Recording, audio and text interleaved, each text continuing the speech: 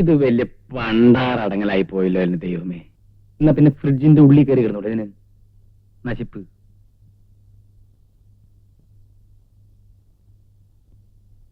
ഓ അന്നക്കുട്ടി, അന്നക്കുട്ടി. എന്റെ കർത്താവേ, ഞാനിത് എന്നതായി കാണുന്നേ? ഇത്രയും വയസ്സായിട്ട് ഈ മനുഷ്യൻ എന്റെ കണ്ണു വെട്ടിച്ച്.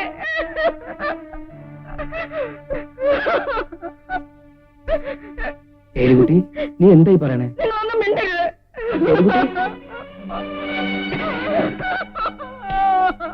ഏലിക്കുട്ടി നിക്കവിടെ, നിക്ക്. എന്നാ വെക്കമ്മേ, ഈ മുതലാളിക്ക് എന്താ പറ്റി? മുതലാളിക്ക് എന്താ പറ്റിയെന്ന് നിനക്ക് അറിഞ്ഞൂടെ? ഒന്നും അറിയാൻ വയ്യാത്ത പോലെ അഭിനയിക്കുന്നു. ഈ നിമിഷം അറിയണ. ഏലിക്കുട്ടി, നിനക്കെന്താ വട്ടുണ്ടോ? എനിക്കല്ലേ വട്ടം, നിങ്ങൾക്കാ. മോനെ,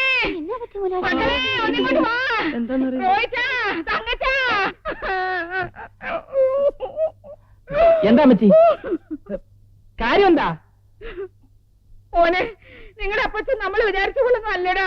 കാര്യം എന്താണെന്ന് പറ. പ്രായമായ പെമ്പിള്ളേരെ വീട്ടിൽ നിർത്തരുതേ നിർത്തരുതേ എന്ന് വലിയ പറമ്പിലെ ചേട്ടത്തി എന്നോട് പറഞ്ഞതാ. നിങ്ങളെയായിരുന്നു എനിക്ക് പേടി. ഈ മുതുക്കൻ ഇങ്ങനെ കാണിക്കുമെന്ന് ഞാൻ വിചാരിച്ചില്ല. എന്റെ ഭർത്താവേ, ഞാൻ ഇത്രയും നാൾ ഈ വീട്ടിൽ നിന്നിട്ട് എനിക്ക് ഈ ഗതിയാണോ? അയ്യോ, ഞാനിതൊന്നും അറിഞ്ഞതല്ലേ. മുടിയൊക്കെ കറുപ്പിച്ച് ചെറുപ്പക്കാരനാകാൻ നോക്കിയത് ഇതിനായിരുന്നില്ലയോ? മുറി വിളിച്ചു വരുത്തി നിങ്ങൾ ഇവർക്ക് രൂപ കൊടുത്തോന്ന് ഞാൻ അറിഞ്ഞില്ലെന്ന് വിചാരിച്ചോ? എന്റെ മനസ്സിന്റെ ശുദ്ധത കൊണ്ടാ ദൈവം ഇപ്പോഴെങ്കിലും ഇതെനിക്ക് കാണിച്ചു തരാൻ തോന്നിയത്. ചെയ്ത് ഞാൻ 6-ാം പ്രമാണം തെറ്റിച്ചുണ്ടെന്ന് ആർക്കറിയാൻ കർത്താവേ. എന്താ ഇതൊക്കെ? നോക്ക് മക്കളെ, ഇവൾക്ക് മുഴുവൻ ഭ്രാന്ത. ഇവളെ കൊണ്ടുപോയി ചങ്ങലക്കിട്ടാ. ഞാനിവിടെ വന്നു എന്നുള്ളതും ഇവളെ തൊട്ടു എന്നുള്ളതും സത്യ. ഇവള് പറയുന്ന പോലെ ഒന്നും ഉണ്ടായിട്ടില്ല. എന്റെ പൊന്നു മോനെ, ഇനി ഞാൻ ശരിക്കുള്ളൊരു സത്യം. എന്റെ പൊന്നുമോനെ, ചെയ്ത തെറ്റി ന്യായീകരിക്കാൻ ശ്രമിക്കണ്ട. ഞാൻ ഇത്തിരി വെള്ളം കുടിക്കാൻ വേണ്ടി വെള്ളം കുടിക്കും. അയ്യോ, എന്റെ കർത്താവേ, എന്റെ കണ്ണുകൊണ്ട് ഞാൻ കണ്ടതാ. നിങ്ങൾ എന്ത് പറഞ്ഞാലും ഞാൻ വിശ്വസിക്കത്തില്ല. ഇനി നീ മിണ്ടി പോകരുത്, കൊന്നു കളഞ്ഞ. നിങ്ങൾ എന്നെ കൊല്ലു മനുഷ്യ. ഇതിലും ഭേദം അതാ. ഞാൻ ചത്താ നിങ്ങൾക്ക് അവളോടൊപ്പം കുറക്കാമല്ലോ.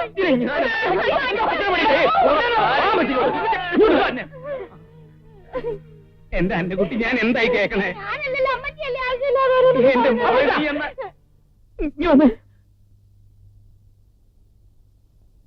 അയ്യോ കർത്താവേ, ഇത് കുറെ കടന്ന കൈയായി പോയി.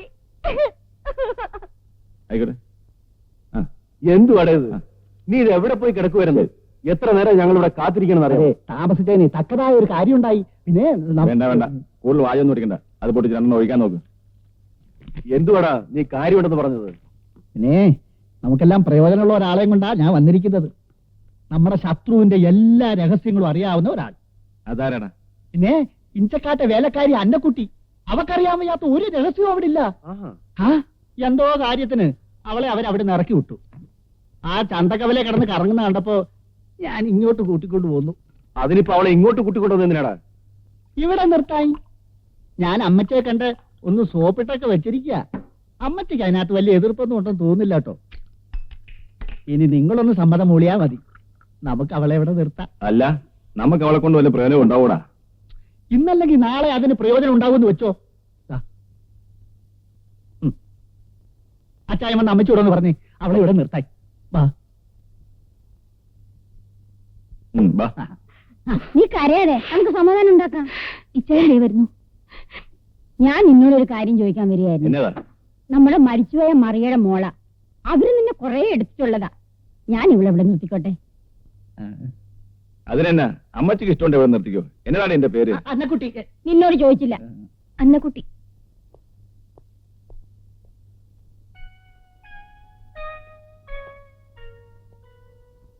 എന്നാലും അപ്പച്ചന് ഈ വയസ്സുകാലത്ത് ഇത്ര ചീപ്പായിട്ട് അടി വെച്ചെന്നാലുണ്ടല്ലോ.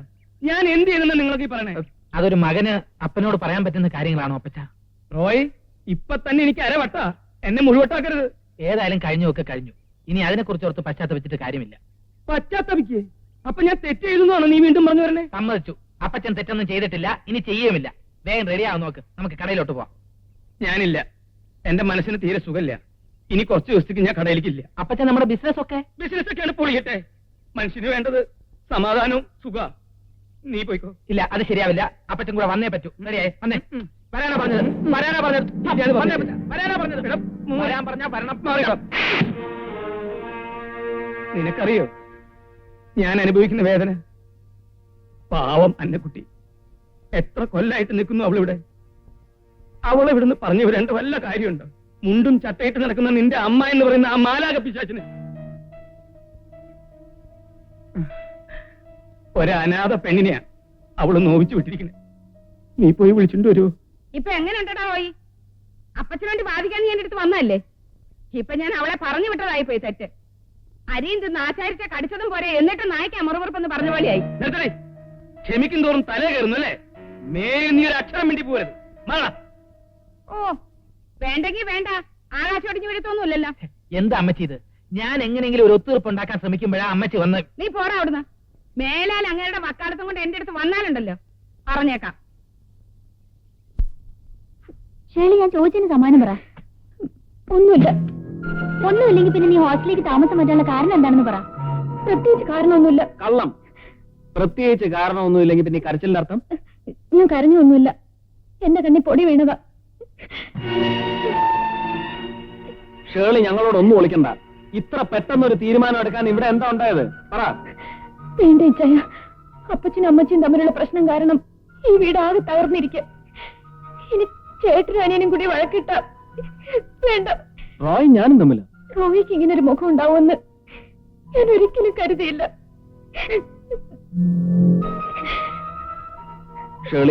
ഷേളി എന്തായി പറയുന്നേ? ഇച്ചായ, ഒരു അപേക്ഷ മാത്രമേ എനിക്കുള്ളൂ. റോയി എന്നോട് അപമര്യാദയെ പെരുമാറിയ വിവരം ഒരു കാരണവശാലും അപ്പച്ചനും അമ്മച്ചി അറിയാനിട വരരുത്. മാത്രമല്ല, ഈ പ്രശ്നത്തിന്റെ പേരില് നിങ്ങൾ ചേട്ടനും അനിയനും തമ്മിൽ ഒരു ഇഷ്യൂ ഉണ്ടാവാൻ ഇടവരരുത്. ഇനി ഞാനിവിടെ നിന്ന് ശരിയാവില്ല. ഞാൻ പോട്ടെ ഇച്ചായ. ഷേളി, ഈ പ്രശ്നത്തിന്റെ പേരിൽ ഷേളി ഇവിടുന്ന് താമസം മാറിയാൽ അതിന്റെ മാനക്കേട് ഈ കുടുംബത്തിന്. അവൻ ചെയ്ത തെറ്റിന് ഷേളിയോട് ഞാൻ മാപ്പ് ചോദിക്കാം. എന്താ ഇച്ചായ ഇതൊക്കെ? ഷേളി, ഇനി ഒന്നും പറയണ്ട.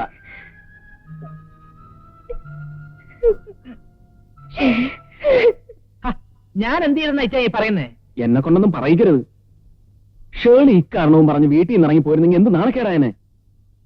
പ്രായമായ ഒരു പെണ്ണിന്റെ മുറിയിൽ കുടിച്ച് ലക്കില്ലാണ്ട് കയറി ചെല്ലുക, എന്നിട്ട് അവളോട് അപമര്യാദയായി പെരുമാറുക. മദ്യപിച്ചതും അപമര്യാദയായി പെരുമാറിയതൊക്കെ ഇച്ചായനായിരിക്കും, ഞാനല്ല.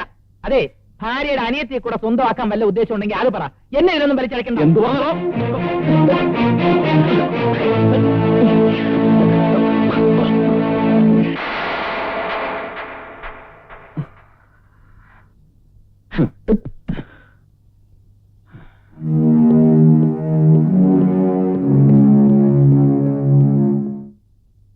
എന്നാലും റോയി നിന്നോട് ഇങ്ങനെ മോശമായിട്ട് പെരുമാറിയെന്ന് പറയുന്നത് എനിക്ക് വിശ്വസിക്കാനേ കഴിയുന്നില്ല. അടുക്കുമ്പോഴല്ലേ പലരുടെയും തനിസ്വഭാവം നമുക്ക് മനസ്സിലാവുന്നത്. ഞാൻ പ്രതീക്ഷിച്ച പോലെ തന്നെ എല്ലാം സംഭവിച്ചു. എന്ത്? ടെക്സ്റ്റൈൽസിന്റെ പാർട്ട്ണർഷിപ്പിൽ നിന്ന് അപ്പച്ചനെ ഒഴിവാക്കാനാ മക്കളുടെ ഗൂഢാലോചന. അപ്പച്ചൻ ഭയങ്കര വാശിയില്ല അമ്മച്ചി. അന്നക്കുട്ടിയെ തിരികെ വിളിച്ചുകൊണ്ട് വരാതെ ഒരു ഒത്തുതീർപ്പിനും തയ്യാറല്ലെന്നാ പറയുന്നത്. അതിനെ എന്റെ ശവം മറികടന്ന് അവളെ പടിക്കകത്ത് കയറും. ഷൂന്നൊന്നും പറയണ്ട.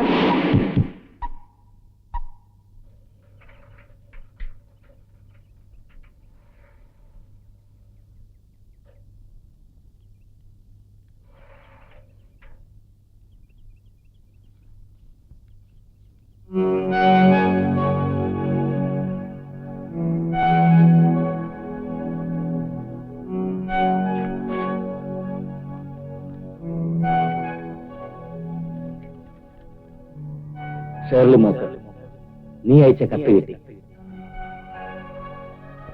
ഇഞ്ചക്കാട്ടുകാരോട് പ്രതികാരം ചെയ്യാനായി നീ ഇങ്ങനെ ഇറങ്ങി പുറപ്പെട്ടതിനോട് കൊച്ചാപ്പന് യാതൊരു യോജിപ്പുമില്ല.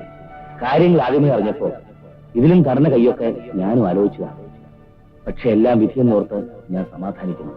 ആ കുടുംബം താറുമാറാക്കിയതിൽ വിജയിച്ചുവെന്ന് നീ സന്തോഷിക്കുന്നു. പക്ഷേ ഈ വിജയം പോലും വരാൻ പോകുന്ന പല ദുരിതങ്ങളുടെ മുന്നോടിയല്ലേ എന്ന് ഞാൻ ഭയപ്പെടുന്നു. കത്ത് നീട്ടുന്നില്ല. സ്വസ്നേഹം, ഡേവിഡ് കൊച്ചാപ്പൻ.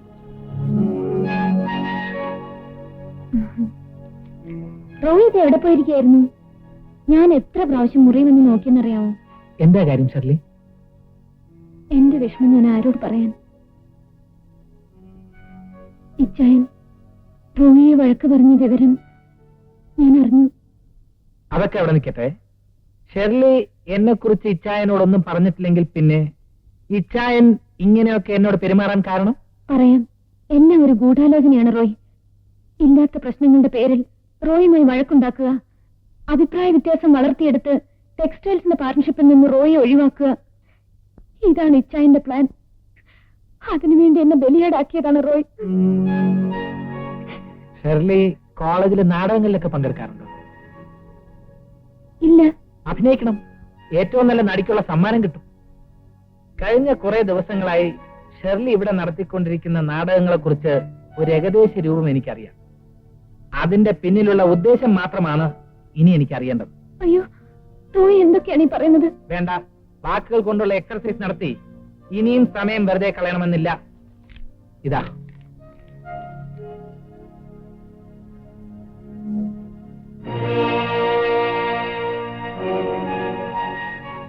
ഇനി പറ, തന്നോട് എന്ത് തെറ്റാ ഞങ്ങൾ ചെയ്തത്?